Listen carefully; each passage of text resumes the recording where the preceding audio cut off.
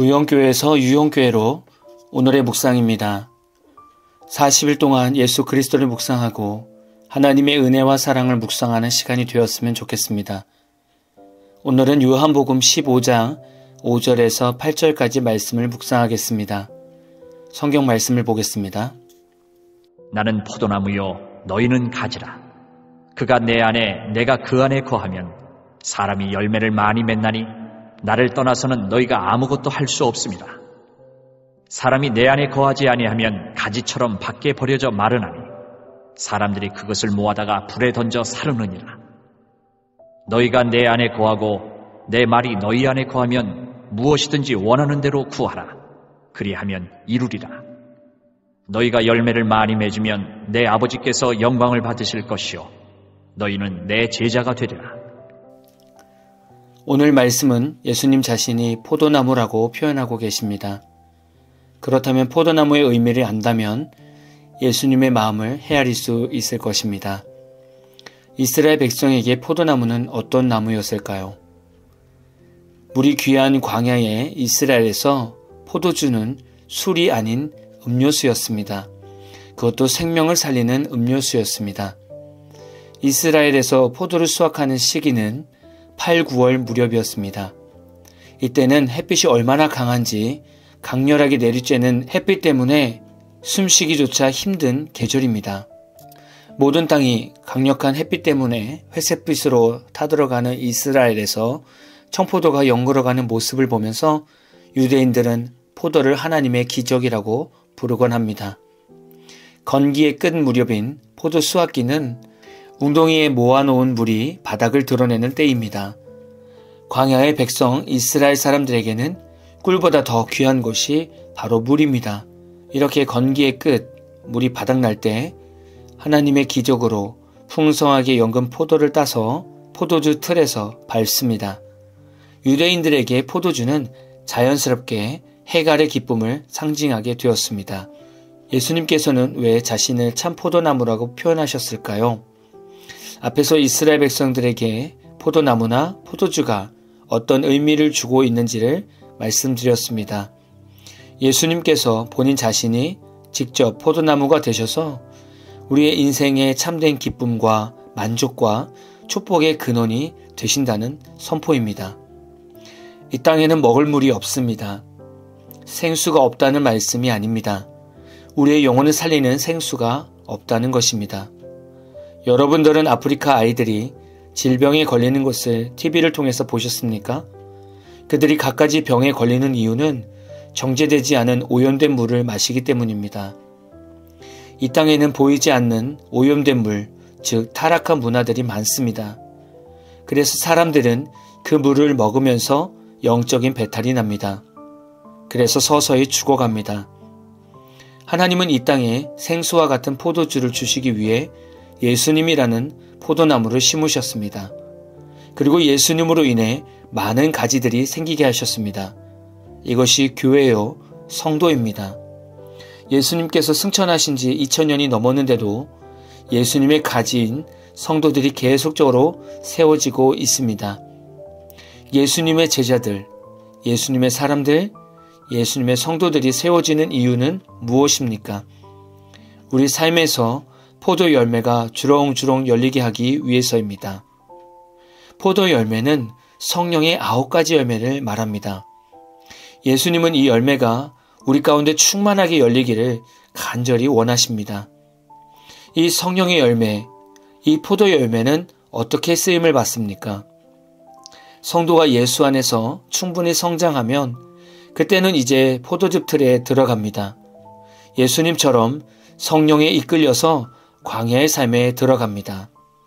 그리고 거기서 우리의 생각과 우리의 상처와 우리의 계획이 전부 으깨어지고 부서져서 우리 안에 진정한 예수의 원행만 나오게 만드십니다. 이 시간은 하나님의 마음도 우리의 연단의 아픔 때문에 함께 으깨어지는 시기입니다. 하나님은 예수님께서 십자가에 죽으실 때도 마음이 완전히 으깨어지고 새카맣게 타들어갔습니다. 하나님은 아무리 힘든 일이 있어도 예수 나의 생명이라는 고백이 나오게 하십니다. 아무리 무너져도 예수는 나의 소망이라는 고백이 나오게 하십니다. 아무리 부족해도 예수는 나의 전부라는 고백이 나오게 하십니다. 아무리 아파도 예수는 나의 치료자라는 고백이 나오게 하십니다. 이렇게 하나님 안에서 연단되고 훈련되어 완전히 부서진 성도는 이제 세상에서 포도주 같은 역할을 하며 살아가게 됩니다. 이런 성도를 만나면 싸우던 사람들도 화해하게 됩니다. 이런 성도를 만나면 사랑이 깨진 곳에 다시 사랑의 싹이 나게 합니다. 이런 성도를 만나면 그 회사는 성장하게 됩니다. 이런 성도를 만나면 가정이 믿음의 가정으로 세워집니다. 이런 성도가 모이면 아름다운 교회, 사랑이 넘치는 교회, 주변을 살리는 교회가 됩니다. 이것이 예수님께서 포도나무로 비유하시면서 우리는 가지라고 말씀하신 의미이며 결과일 것입니다. 포도주로서의 역할을 하는 성도에게 나는 깊은 향기가 있습니다. 그것은 사랑입니다. 사랑의 포도나무로 자라나는 것입니다. 너무나 감사한 것은 우리가 예수님을 선택한 것이 아니라 예수님께서 우리를 선택해 주셔서 자신의 몸에 우리를 접붙인 것입니다.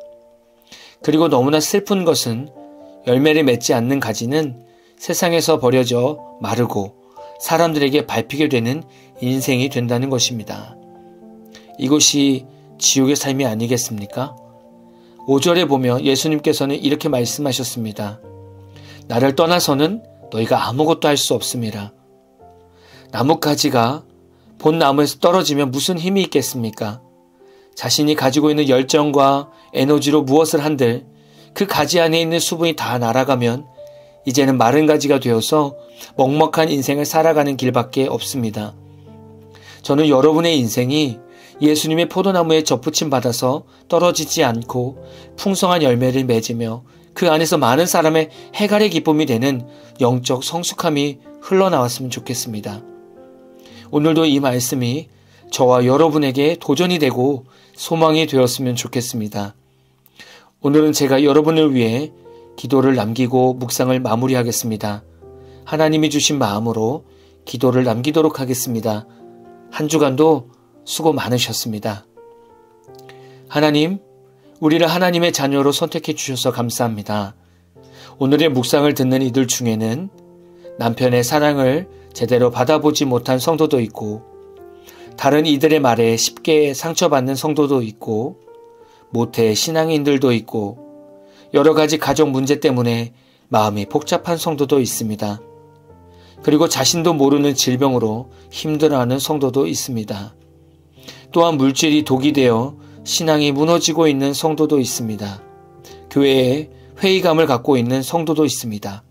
하나님, 우리는 이렇게 다양한 아픔과 환경에서 살고 있습니다.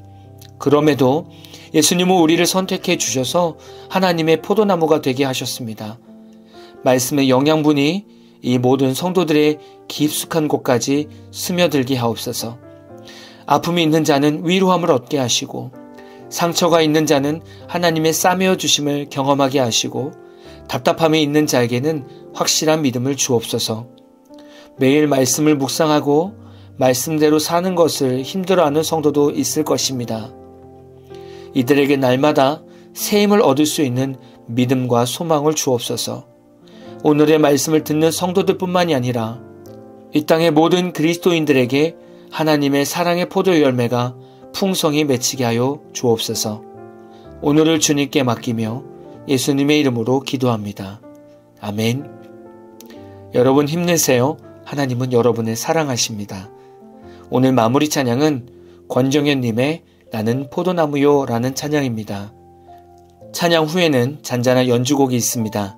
말씀을 생각하시면서 기도하는 시간을 가져보십시오.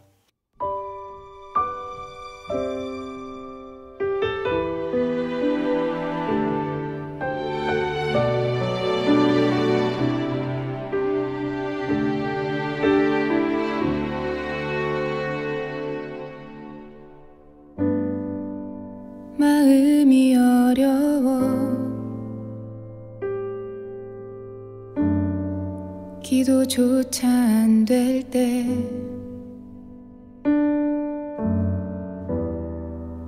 주의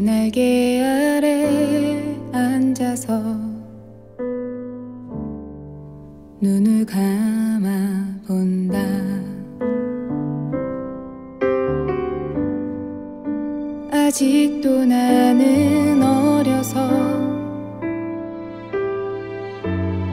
주님을 온전히 신뢰 못하네. 그러다 지쳐 넘어질 때마다 오셔서 말씀하시네. 나는 포도나무요 너희는 가지라. 나를 떠나서는 아무것도 할 수 없단다. 내 사랑 안에 거하며 서로 사랑하라. 이것이 너에게 큰 기쁨이라.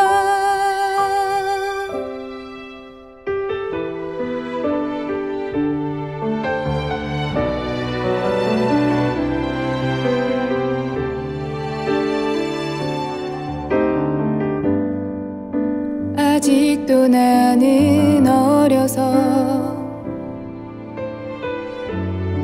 주님을 온전히 신뢰 못하네. 그러다 지쳐 넘어질 때마다 오셔서 말씀하시네. 나는 포도나무요 너희는 가지라. 나를 떠나서는 아무것도 할 수 없단다. 내 사랑 안에 거하며 서로 사랑하라. 이것이 너에게 큰 기쁨이라.